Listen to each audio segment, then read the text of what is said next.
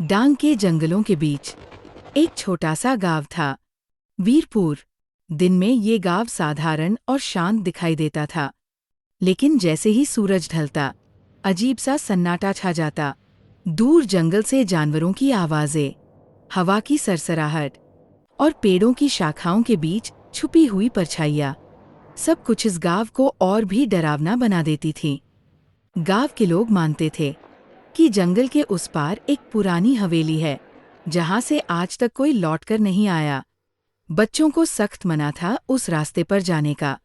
हर रात आग के पास बैठे बुजुर्ग गांव के लोगों को चेतावनी देते, उस हवेली से दूर रहो, वो जगह जीवितों के लिए नहीं है। लेकिन वीरपुर का एक युवक था, संतोष। संतोष को रोमांच से प्यार था। वो इन कहानियों को सिर्फ अंधविश्वास मानता था, गांव के बुजुर्गों की बातों पर हंसकर टाल देता था।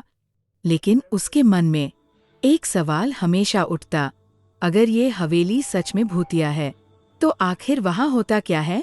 एक रात, जब पूरा गांव गहरी नींद में सो रहा था, संतोष अपने कमरे से धीरे धीरे बाहर निकला।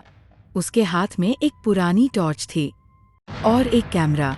उसने मन ही मन कहा, आज सच और झूठ सब साफ हो जाएगा।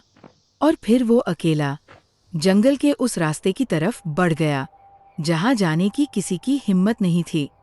रात का समय था, आसमान में पूरा चांद चमक रहा था, लेकिन घने पेड़ों की वजह से रोशनी जमीन तक नहीं पहुंच रही थी।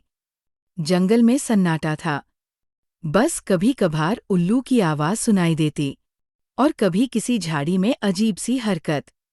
संतोष के कदमों की आहट उसके अपने दिल की धड़कन से भी ज्यादा तेज लग रही थी। उसे बार बार ऐसा महसूस हो रहा था, जैसे कोई उसके पीछे पीछे चल रहा हो। वो रुकता तो आवाज बंद हो जाती। जैसे ही वो आगे बढ़ता, फिर से पत्तों की चरमराहट सुनाई देती। लेकिन संतोष हिम्मत जुटाकर आगे बढ़ता गया।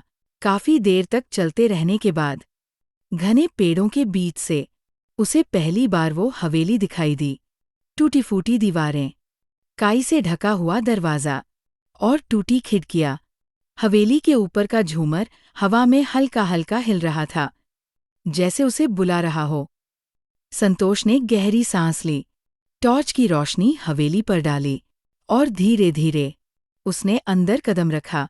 क्या संतोष उस हवेली से लौट पाएगा? क्या हुआ संतोष के साथ जानने के लिए बने रहे हमारी एपिक डांग क्रॉनिकल्स पर।